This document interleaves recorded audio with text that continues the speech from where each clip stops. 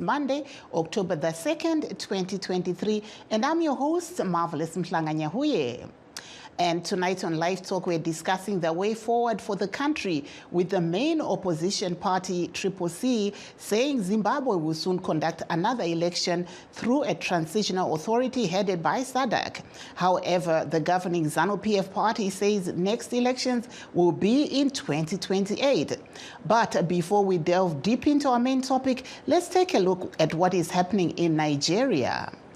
For years, Nigerian journalist Philip Obanji Jr. has investigated the actions of Russian mercenary group Wagner in Africa. It's a bit that comes with challenges. VOA News reporter Christina Caicedo-Smith has the story. As an investigative journalist in Nigeria, Philip Obanji Jr. has covered a lot over the years, including extremist groups, human trafficking, and abuse of civil liberties. But one story really captured the attention of this reporter for the Daily Beast: Russia's Wagner Group in West Africa.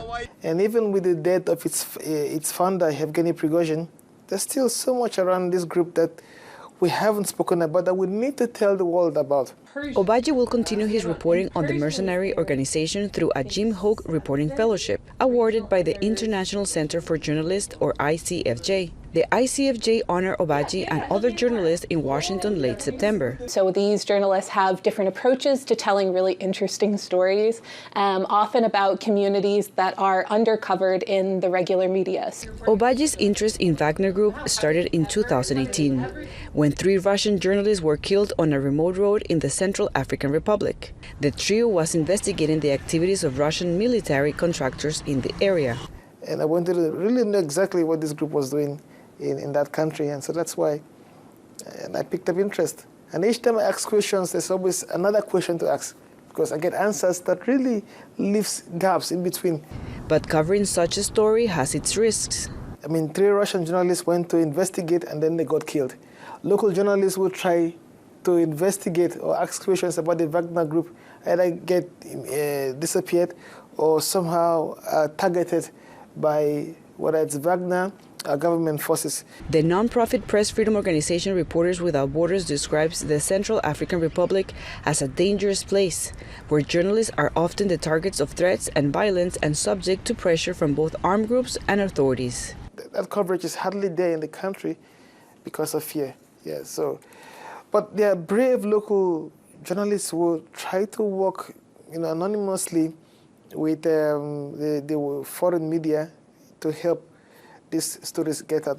With many journalists fearful of covering sensitive issues and sources scared to go on record, reporting on groups like Wagner, it's tough. So, fellowships, like the one Obanji received, can help reporters cover difficult stories and reach wider audiences. It is a really interconnected and global society, and what happens in Africa or what happens in South America have ramifications on how we choose to act and what we choose to support and how we want to move forward as a global community. After his brief visit to Washington, Obanji returns to Nigeria to continue his work on a long-form project focused on the Wagner Group. Christina Caicedo-Smith, VOA News, Washington. And now back to our main topic, addressing delegates to a 2-day economic conference in the resort town of Victoria Falls. President Emmerson Mnangagwa said his country held free and credible elections, despite calls from the opposition CCC for fresh elections. I'm honored to be with you today to officiate this 2nd edition of the Zimbabwe Economic Development Conference, ZCON 2, which comes a few weeks after we conducted our peaceful, free, fair, transparent, and credible harmonized general elections. I'm saying this in case there are those who doubt because I'm repeating it. It is my hope that over the past year, delegates made use of the wealth of knowledge gained through the inaugural conference. I trust that some of the insights, evidence-based perspectives, and research findings were incorporated into decision-making processes in both public and private sectors towards our realization of Vision 2030. It is commendable that the conference covers thematic areas on pertinent issues affecting our economy, such as the exchange rate, inflation, as well as interest rates, and how these impact on financing for sustainable development in our country. That there was President Mnangagwa in Victoria Falls. Meanwhile, the opposition CCC says it will not be attending the opening of Parliament tomorrow. That is expected to be officiated by President Mnangagwa. The president is compelled under the country's constitution to open Parliament 30 days after elections are held. The CCC told Studio 7 that legislators from all houses will boycott the event as Mnangagwa is not a legitimate president. Please stay tuned as we take a brief break. We'll be right back. In times of change, when the world seems uncertain and what we hear doesn't reflect what we see, we seek the truth. When we are told only part of the story, we lose trust. In moments of crisis, our dreams, hopes, and wishes for a better tomorrow depends on a free press. At Voice of America, we bring you the stories that people take risks to see. We connect the world and unite it with truth. At Voice of America, we show you the whole picture. For those that have just joined us, please note that we are streaming live on all our Facebook pages, VOA Shona, VOA Studio 7, and VOA Ndebele. We're also live on YouTube at VOA Zimbabwe.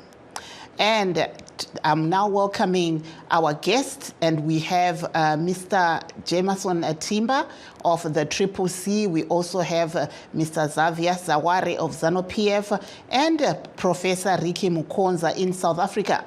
But I'll start with you, Mr. Timba. Your lawmakers are boycotting the official opening of Parliament. Why? Hello, do we have Mr. Timba on the line? I'm sure. Let me try and reach out to Mr. Zavare if you're on the line. Welcome to the program. Thank you very much, Marvelous. Good evening to you. Good evening to our viewers and listeners across the world. Thank you. Mr. Zavare, you just heard there the opposition is saying that they're going to boycott the opening of Parliament tomorrow. How is your party responding to this? Well, since you said that, I've been trying to find a kind and diplomatic way of putting this across. I'm still struggling for it, so forgive me. But as far as I'm concerned, one of things not stupid. I think let's stay away from insults, but let's stay professional. But go ahead. Okay, so these guys they are taking Zimbabweans for granted. And they are taking us as citizens of the Republic of Zimbabwe for fools. These guys took an oath of office just recently, acknowledging that the election results are acceptable. The elections were held credibly, were held fairly. They participated. They won some seats. They lost some seats. In the end, they lost the general election. They also lost the presidential election. However, they accepted going on into the oath of office so that they can start earning their salaries and their allowances. So what they are basically simply doing here is they don't want to acknowledge the President Emmerson Mnangagwa, whom they took oath of office before, including the Chief Justice, who was appointed by the President Emmerson Mnangagwa. So forgive me when I say they are stupid. Okay, they should stop taking us for fools. If they don't want to participate in our parliamentary process, they should not have taken oath of office. They should stay completely. They must know elections are done and dusted, as the president has said. Nobody is going to bring new elections, fresh elections. They are just pulling wool over the eyes of Zimbabweans and their supporters. The fact of the matter, they know the truth. The truth is no fresh elections are going to happen. And they must take respect as voters. They must learn to respect the people who voted for them to go to parliament. Whether they are in Harare East, whether those people are in Mount Pleasant, whether those people are in Bulawayo, they expect respect from our legislators. And CCC legislators should show respect to those voters and not take us for fools or not take them for dandaying. Thank you very much, Mr. Zavare. Let's stay away from insults and just stick to being civil. I understand we have Senator Timba with us on the line. Hello, Senator Timba. Good evening. How are you? I'm good. We understand that your lawmakers are boycotting the official opening of Parliament. Why? I think that the real issue is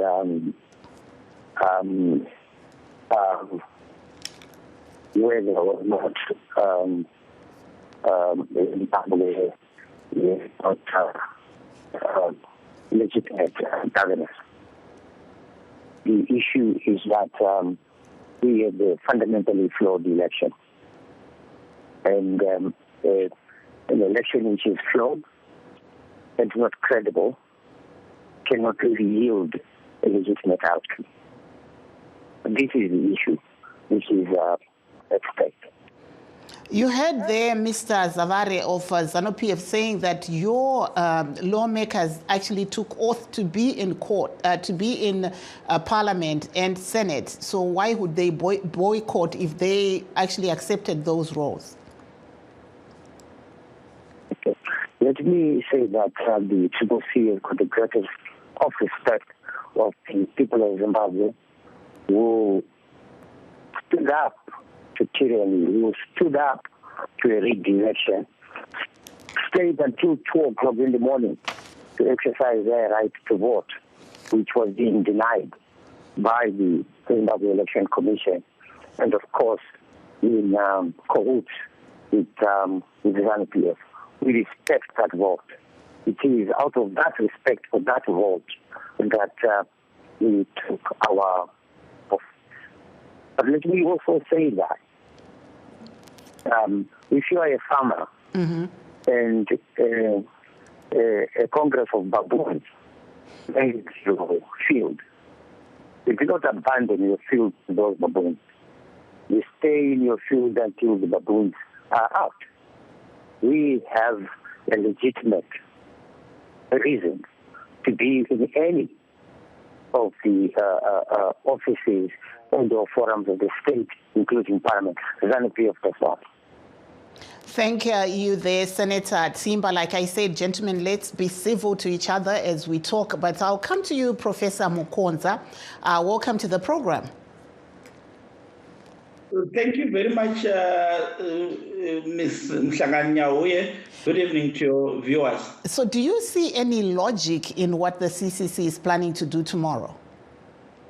I didn't quite follow the conversation earlier on. The CCC are saying they are going to be boycotting Parliament tomorrow when President Mnangagwa is going to open Parliament, saying that he's not a legitimate president. I don't think that makes sense in any way. What would have made sense is for them not to go to Parliament in the first instance. Now, for them to go to Parliament and then boycott certain sessions while it's accepting others, for me, it doesn't really reflect well on the CCC. If anything, it reflects a party that doesn't seem to know what it really wants, whether they want to be part and parcel of the state or they they do not want. So I think I don't think it is of any major significance for them to boycott the president's speech tomorrow. And back to you, Mr. Zavare of ZANU-PF. You heard what Mr. Mukonza just said. What is your reaction?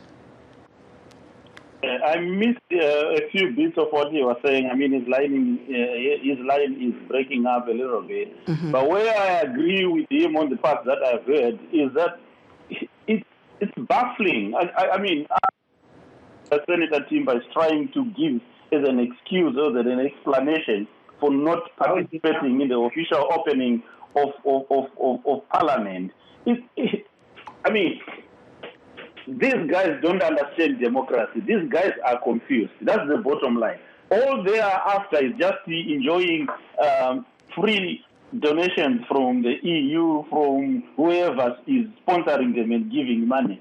But to say that the people of Bulawayo, the people of Mutare, the people of Harare East, Harare Central, Mount Pleasant, who voted them into Parliament, expect them to boycott that Parliament after taking oath of office.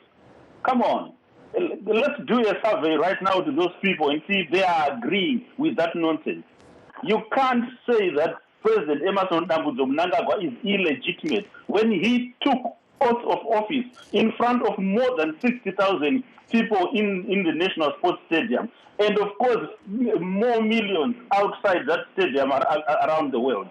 That oath of office, he took it before Chief Justice Malaba, the same person that was appointed by President Emmerson Mnangagwa according to our constitution. And these guys, the CCC senators, the councillors, wherever they are, they participated in taking oath of office as well before the same laws that have made President Mnangagwa the president of the country.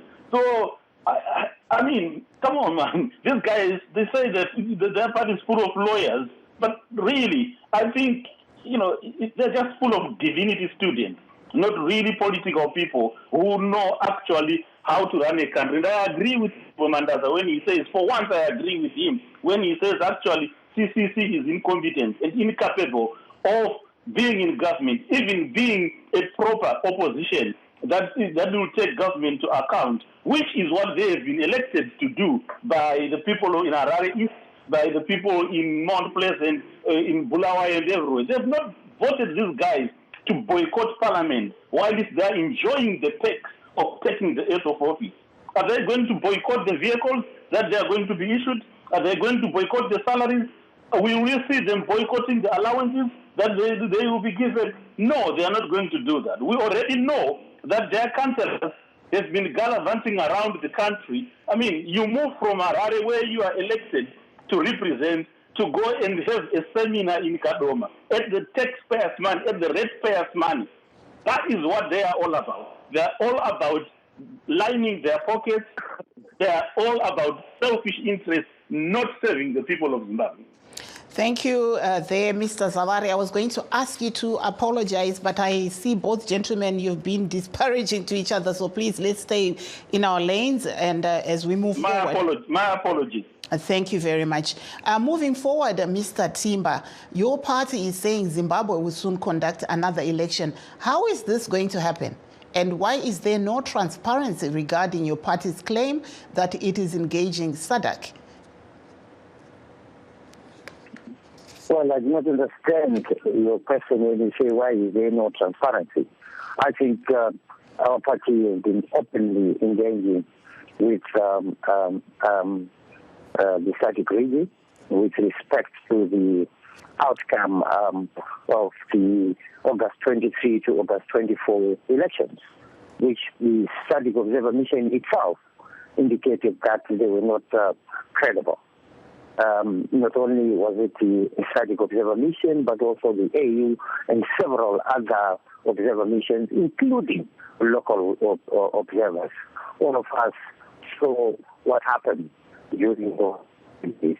That cannot be called an election by any of the imagination. That election did not meet the basic standards, minimum standards of both our constitution, our electoral laws, even regional and international law and standards for conducting elections, which was a ritual masquerading as an election. And we believe that the only cure to a flawed election is a fresh election, which is lawful, which is credible, and which must yield legitimate outcome. So far, what kind of reaction have you been getting from the people that you have been meeting? And also, can you just update, especially the people out there waiting to hear what exactly is going to happen next? First of all, I think SADC itself, in terms of the last meeting of its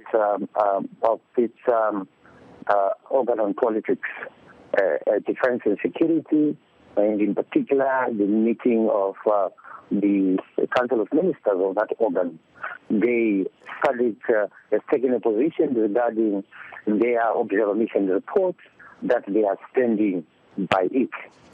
So this is public knowledge, and it is in the public domain. They took exception, of course, to the manner in which some of our compatriots in Zimbabwe reacted to that report by asking us questions on the character and persons of Dr. Nevas Mumba, for instance, and His Excellency President Chilema of Zambia. Instead of engaging with the issues raised by the report, they started ailing insults. These fellow neighbors and citizens of SADC. I would like to take this opportunity on behalf of our president and on behalf of our party, the Generality of Zimbabwe, to apologize for that conduct by some rogue elements within ZANU-PF. They do not represent the generality of Zimbabweans in terms of their conduct. Thank you there. If I may come to you, Professor Mukonza. So are you convinced about some of these talks that are being conducted between the CCC and SADC, and what do you see as the way forward for Zimbabwe? And thank you very much. I mean, to be honest, I don't think some of these engagements will be any positive fruits for Zimbabweans or for those that voted for change in Zimbabwe, in the sense that you see the way in which diplomacy works is that countries are deemed to have sovereignty unless if there are issues that warrant intervention by either neighboring countries or international or regional bodies such as SADC. But at this point in time, Ms. Mhlanganya, I don't think anyone can make a claim that there are conditions that warrant for that intervention. If you read SADC politics well, the most powerful country in SADC is South Africa. And you can see from the political behavior of South Africa that it seems to be closer to ZANU-PF than the CCC. Now, if that is the case, and I've listened to some of the responses to questions by President Ramaphosa on the Zimbabwean question, he seems to be convinced that nothing really out of the ordinary happened in the elections in Zimbabwe. Hold on, Professor. Let me just take a caller. Hello, caller. Variku Zimbabwe Magadi. Hello, caller. Hello, Magasimberi. Aiwa, takasimba taura itinzwe. Tukutaura nani muri kupi? Ini ndinizwa Muranda ndiri muHarare. Ehe, buya itizwe. Nezvakaitika pamaelection adaya zvinhu maiwanika runyararo kashoma kwete zvakanyanyisa zvakabve dzifungidzira, asi takaona kubatikana nekuti pana vamwe vakarasikirwa neupenyu hwavo nevanhu vari kungotorwa vachingosungwa. Zvinhu zviri kutibata chaizvo kuti kudai hurumende yedu yagare pasi yataurirana toona kuti nyika yedu inofamba sei, uyezve kuti ramangwana revana vedu zvegwara rajeka. Pane zvamungada here kutaura kune ve-CCC vari pano kana ve-ZANU-PF, mapato ari makuru ari munyika? Ini nditi nhangu kwandakareketera, asi ndinoziva kwandakavhotera, asi ndiri kuti pachena kuti ndakavhotera pakati kana pakati zvinhu zvinonditi nesenyi. Asi kune vakuru vedu varipo ipopo, tinokumbira chaizvo kuti kudai vaita kuwirirana nyika ichifambira mberi, nekuti isusu vana veZimbabwe tashutika manje. Taurirana nyika ifambira mberi, mangwani tigwandenera mangwani rakanaka, nyika yedu yanichiremerera chagara inacho. Aiwa, tinotenda. Thank you so much, Kola. Ndomboya kwamuri vaZavari veZANU-PF, muri kunzwa Kola ataura iye kuti vari kuda kuti vanhu vagare pasi vataurirane. Uyezve imi bato renyu rinoziva here nenyaya iyi yekuti bato reTriple-C riri kutaurirana nevamwe vanyarikani veSADC? Well, chatinoziva isusu ndechekuti izvo Vatimba is being disingenuous and untruthful to kumaZimbabweans. Why do you say that? The SADC Secretariat yakabuda kudhara ichitaura iyo kuti izvo haina power nesimba sezvataurwa naprofessors yekupindira. Remember, these guys, my observers, whether vari kubva kuAU kuEU, vari kuuya as observers, not election monitors, and there is a difference. Kana uri kuobserva uri kuuya kuzoona, kana waona unotaura zvawaona zvinogona kunge zvisiri izvo, zvinogona kunge zviri izvo, but ndo paunogumira. Ndoti ndichafanira kunzwisiswa navatimba nevanhu veCC nevana veZimbabwe vakateerera iko zvinizvi. SADC haina power. In fact, kuna vatimba kana vachida kutaura chokwadi chaicho ngavatiudze isusu kuti standard yeSADC yavanoziva yekuita ma-election in any country, in any SADC country, or any democratic standard yavanoziva across the world, nyika yega yega inoita democracy according to them.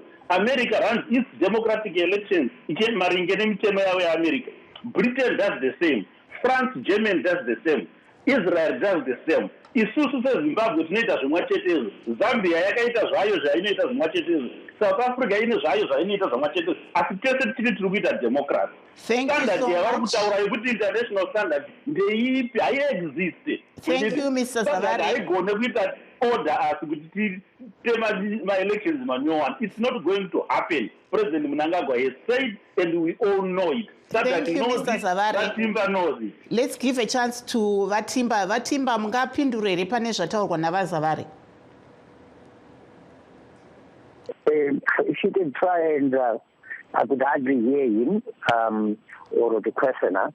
Okay. He was opposing, saying that he doesn't really think, anything will come out of your engagement with SADC, because he says SADC are just there to observe. They don't really have power to do anything else past observing. So, your effort, what is it going to yield? That's what people in Zimbabwe are waiting for to hear. Well, I think or should I say that thinking is a little bit naive. Zimbabwe is a member of SADC. We signed up to the protocols and treaties of SADC, including, shall I emphasize, its guidelines and principles for democratic elections. If Zimbabwe wants to remain as part of SADC, then Zimbabwe must subject itself to SADC processes. Thank you, Senator Timba. I think we'll have to call you for another round with my other guest, because for now we're really out of time, and I would like to just thank you, also those who are listening and watching with us. That brings us to our end of our show. Signing off in Washington, I'm Marvelous Nyahuye, saying have a very good night, Zimbabwe.